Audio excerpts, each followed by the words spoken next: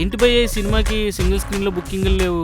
Promotion సరిగ్గా చేయట్లేదా PR team వాళ్ళు? మౌత్ టాక్ తోనే హిట్ అవ్వాలి ఇలాంటి సినిమా. కాదు, రివ్యూవర్స్ ఏం రాశారు? అంతంత మాత్రంగానే రాశారు. టైప్ వ్యూ గడ్ ఏమన్నాడు?